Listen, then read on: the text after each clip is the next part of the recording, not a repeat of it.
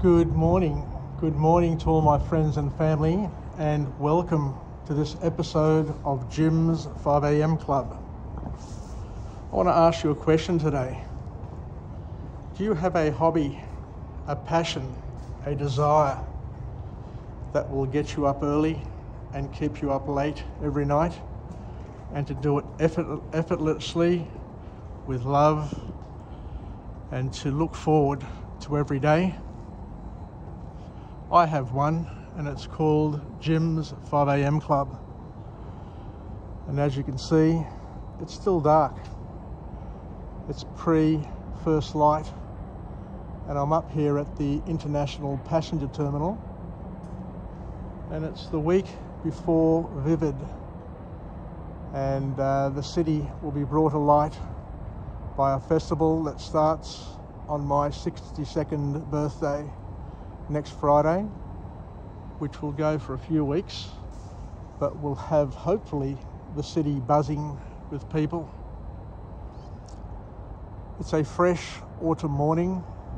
I'm wearing a beanie, and it's going to be slightly overcast, so we may not get a spectacular sunrise this morning, because we really need clear skies or lightly clouded skies to get the pink, the reds, the oranges, and all of the pastel colours happening this time of year, which is a magical time of year. There's hardly any breeze, and it's Friday morning. It's the beginning of the weekend for those who want to see Friday as a day of release and a day of preparation for the weekend. Anyway, today I want to take you through a book summary, and I need to find it first. Bear with me. Today's book summary was entitled, there you go, I've missed it. Let me have a quick look through my notes. Here we go. Today's book summary is one that I absolutely love. It's a topic that I've always enjoyed, and I'm sure it's a topic that creates value for each and every one of us. And the book summary is entitled Superlearning, because what we all should be doing is we should all become super learners and super life learners, to try and learn something new every day, to practice new things all the time, to incorporate them into our schedules and into our abilities, so that we can leverage these new learnings that can hopefully help us solve the evolving and changing problems, because we do live in a rapidly changing world, a world that morphs overnight, that produces solutions which in turn produce obstacles and further problems. Overnight, the Upper House passed the assisted suicide laws for those who are terminally ill, and I sincerely hope that these laws and these capabilities are used in a minimal sort of way, because they can get abused, especially with people who are suffering, who are at a low point in their lives, and they could be encouraged to do things that they wouldn't normally have done in order to free up a bed in a hospital, or to be a less burden on the medical system. So let's move on and talk about this book, but it is a depressing sort of thought that we've got to the point as humans where we're actually assisting people to die, and making legislation to make that legal, in the same decade that we've made abortion legal as well. So for those who have no voice, or for those who have a quiet voice, we're making it, illegal to end their lives without trying to do something better, to comfort them, to be around them, and to learn from their circumstances rather than to be in total despair and giving up. Anyway, let's move on to this book. Otherwise, I'll talk for hours on this topic, which I guess is a draining topic for all of us. But the topic today is Superlearning by an author known as Peter Hollins. And it's a book which teaches us how to learn. It's a book which hopefully opens our eyes to the importance of being a life learner, but to also understand the science and the art of learning so that we can hone our skills and become better. It won't help us become better students in primary school or high school, because those days are gone. It won't help us to a certain extent in better doing the things that we did in our past. But from now on, from today forward, it can give us some tools to learn more things in a better way, and hopefully use that to springboard and to shape our future. So the author says that in terms of the science of learning, there are particular ways of doing things which are more productive and can help you learn and retain things a little better for a lot longer. And he kicks off the book summary with the concept that it's always better to start with the big ideas, the overarching concepts that link the little details together.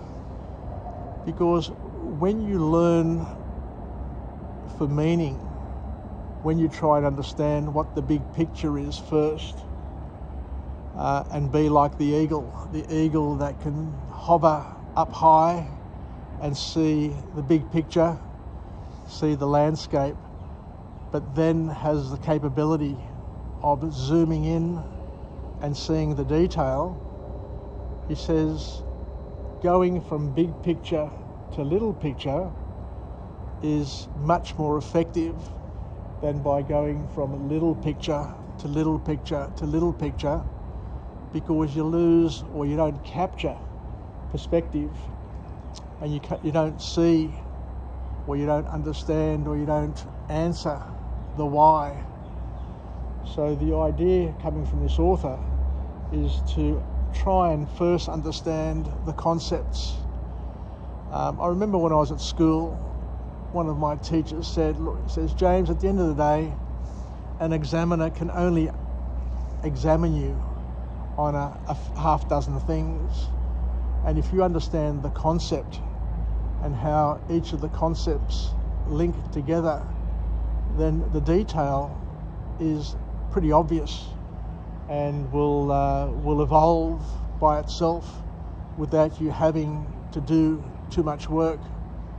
But if you focus too much on the detail, he says, and don't understand the concept, the perspectives, and what it's all about, then you'll be good at the detail, but you won't understand how to piece it together, how it fits together, and it will impede your ability to understand it, to use it, to implement it, and to make the most of it. So he made some really powerful points, and thank God I learned that years ago, that it's important to be a concept learner, to try and understand the concept, because there are two types of learning according to the science of learning. There's a type of learning which is called surface learning, and there's a type of learning that is known as deep learning. So let's go through each one of those and try and understand them first. And surface learning is about gaining the knowledge and memorizing. It's rote learning. where you just learn facts and you learn the details and you just pick up morsels along the way, not knowing how they fit together, but you just take them and go, oh, that's interesting, that's interesting, that's interesting. But the author goes on to say that that's one type of learning which is shallow and won't make you a brilliant student. But he says, on the other hand, there's a type of learning known as deep learning that refers to gaining and extracting abstract meaning and understanding the reality of what is happening and how it fits and what causes it and how it can lead to first, second and third level consequences. So you're trying to learn something by stepping back, I guess, and asking the questions. And the example that I was given years ago is that, back in the days when people actually read books and had hard copies in front of them, he says that before you open up a text, regardless of what that text is, it could be a science text, it could be a maths book, whatever it is, he says the best way of learning that topic is to open up the book and have a look at the index and see how each of those chapters is structured. Now look at the words, look at the headings of each of those chapter headings, and then first of all try and understand how each of those chapters lead and combine, and what they actually means, what it actually means to you, without actually understanding and opening up and reading everything. Just sitting back and saying, well, what does this mean? Why would the author start chapter 1 with this topic and then chapter 2? Because there's a natural flow. There's a natural connection between these concepts. So when you start with the concepts, when you become a concept learner, you look at the things, the big ideas first, and compartmentalize those and join those together. So you try and identify how they complement each other and how they supplement each other. And then you start to dig into the detail. And after you see the chapter heading or the section heading, then you look at the sub-components within that and try and make sense of that and ask yourself the questions, why this and why that? And without even looking at the detail, you try to understand how it all fits together. And he says that once you've done that and you've created a space in your brain, you've tried to link the key ingredients, then you try and look at the recipe and all the bits and work it out. And he said, with cooking, he uses an example that with cooking, if you understand the basics of cooking, that you first put oil in the pan and then you cut up the garlic and the onion and you saute it, understanding why you do that, just to express the flavour into the meal with the with your seasoning and all of that. And then what you do is then you add something else to the meal to bring it to the boil, to break it up, and then you simmer it to then join it to cover the other ingredients. You brown your meat and all of those things. So even the cooking process, whilst it may seem tricky, all cooking processes go through the same basic cycles. And by understanding that cycle and what you do and why you do it, then you can better get a feel for cooking, and then you can become more experimental and do things a little bit differently, knowing that there are steps, and by understanding those steps, then you can start to improvise and do things a little bit different and make them yours and help them express your style of cooking.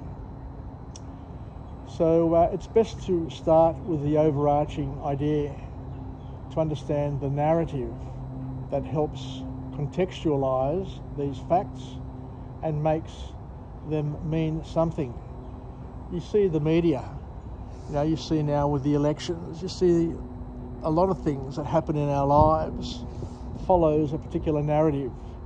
And once you understand the narrative that comes from a different party or from a different group of people, from the anti-vaxxers, then all of a sudden you get to understand them a little bit better, because one thing or one narrative threads a lot of things together.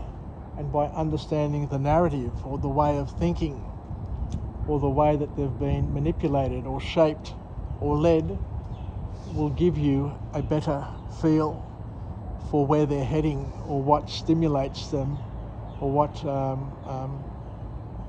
resonates with them. And then you can use those things, those ideas, that narrative, to either connect with those people, to shape your discussions or your counter arguments with those people, and to understand them a little bit better. So if you understand the governing principles, is what we're trying to say here, the facts will follow organically. It's a real powerful way of seeing things, that we need to understand things. We need to understand things from a higher level in order to get a full understanding and a deep understanding of the full spectrum of that particular piece of knowledge. So the author says that one of the most important things that we need to do as eternal students, as forever students of life, is to try and put things into our own words, to make a picture, to create a picture in our minds, and to try and contextualize and understand what is going on. And each person will have a different way of doing it.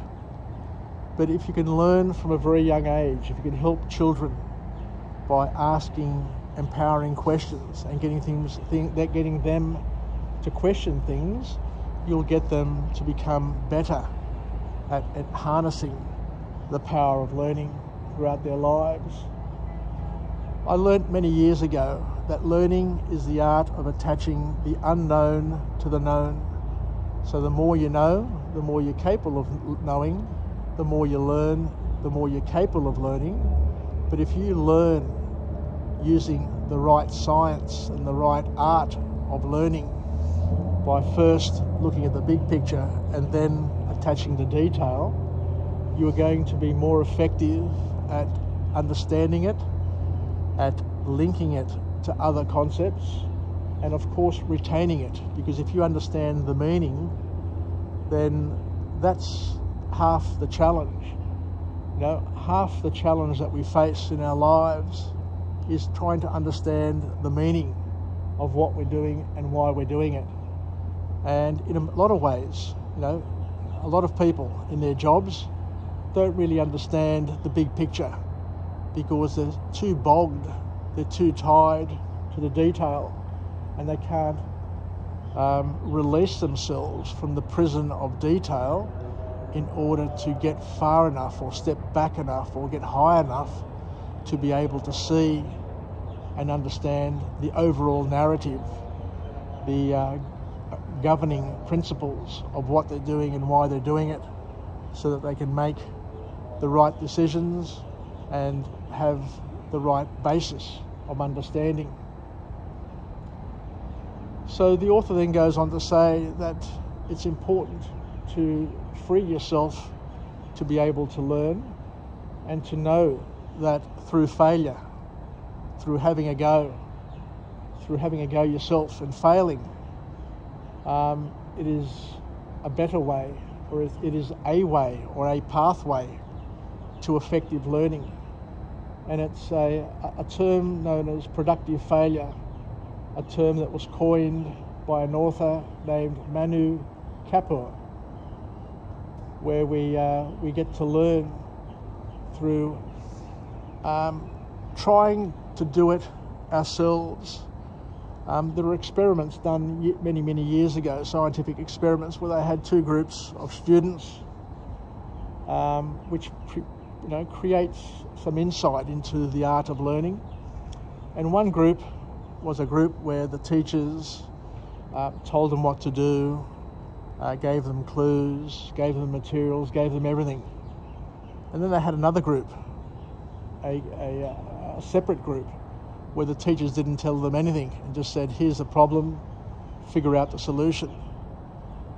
And it was that second group who tried to figure it out, who tried to understand what the problems were, what caused the problems, and trying to figure out what possible solutions they could come up with to solve these problems.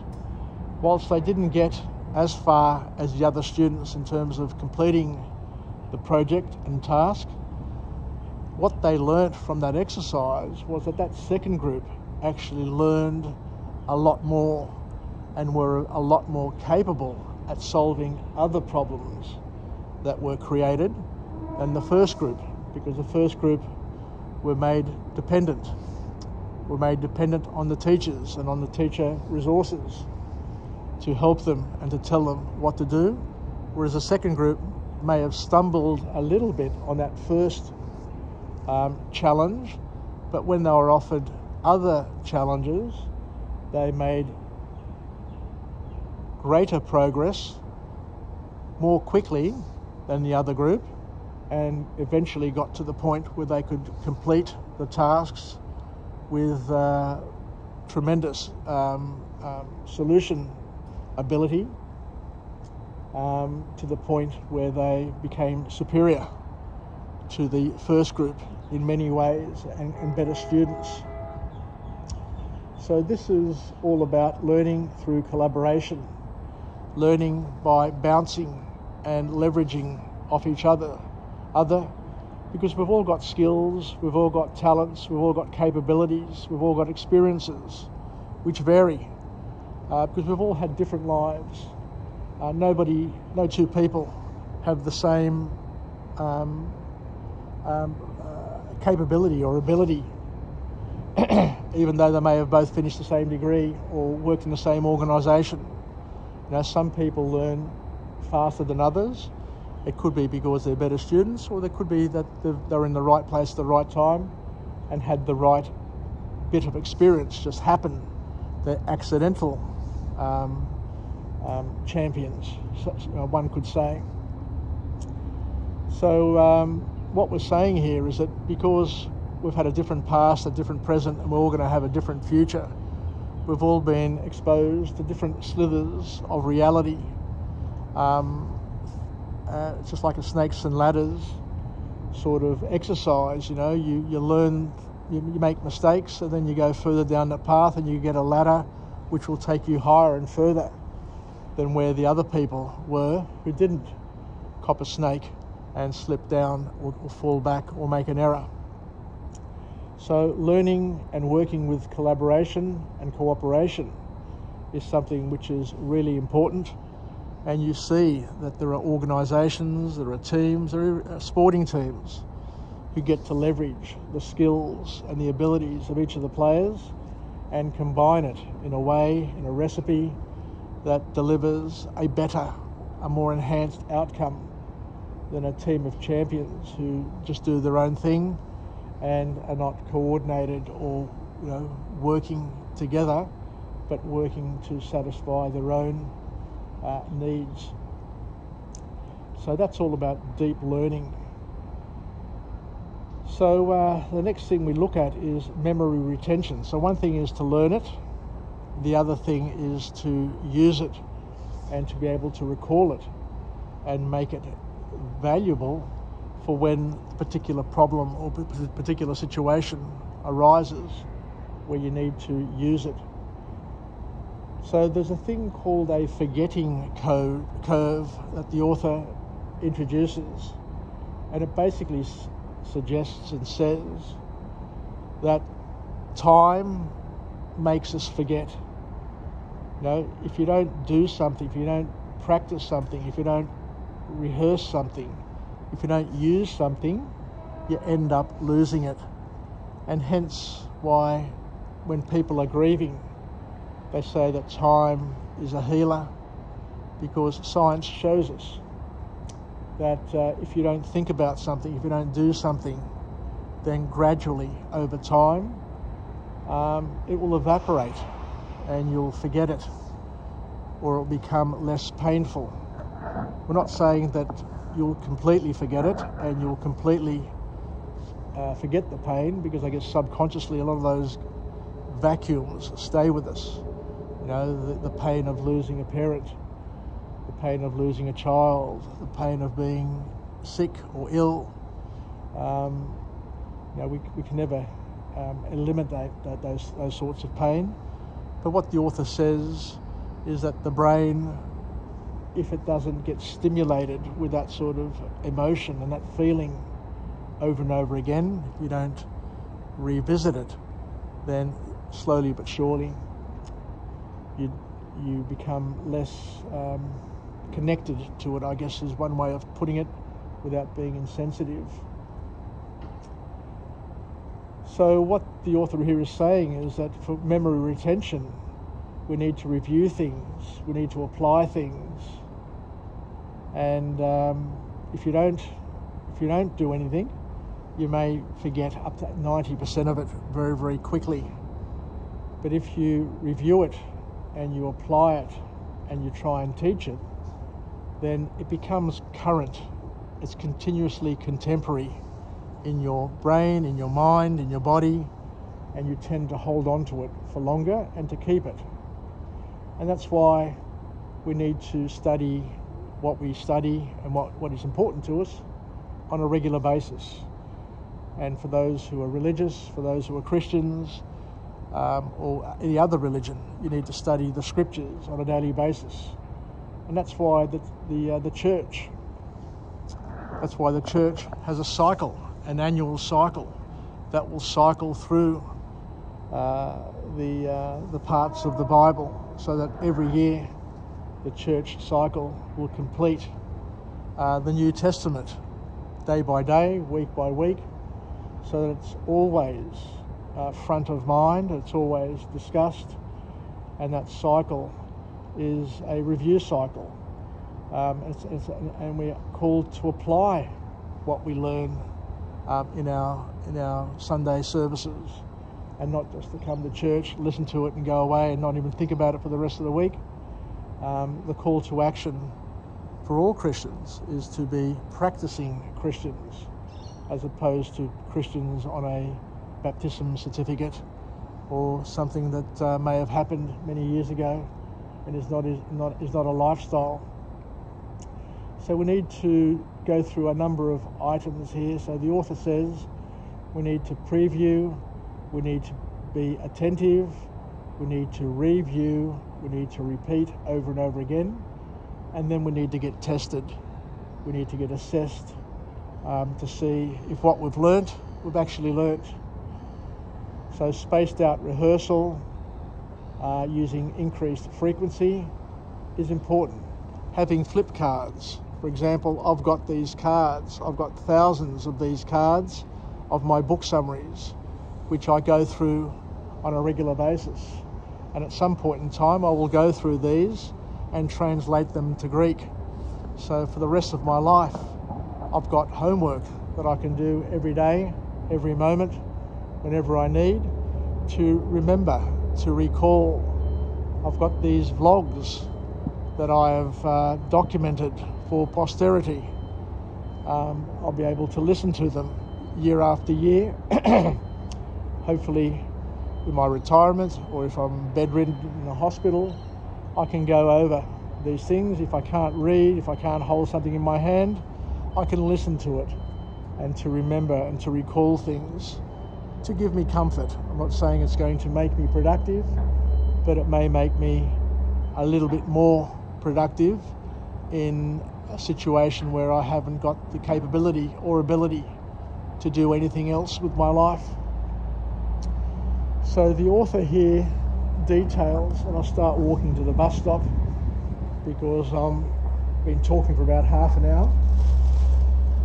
So the author says, and I've had this experience many years ago when I was working at NCR.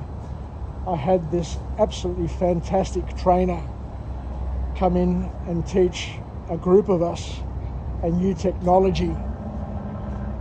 It was called SQL programming. It was back in the day when NCR, let me clear my throat, sorry. NCR was launching a new product, and we needed to use it internally, to dog food it, to test it, to use it, to become proficient at it, so that we could have a basis of experience and knowledge that we could use to help our clients. And during those classes there, he would do the preview. He would call us to attention, switching off mobile phones, not looking elsewhere and talking to other people during the class, all the sort of things that teachers try and do. So we'd preview the subject by just initially saying, well, what do you know about A, B and C?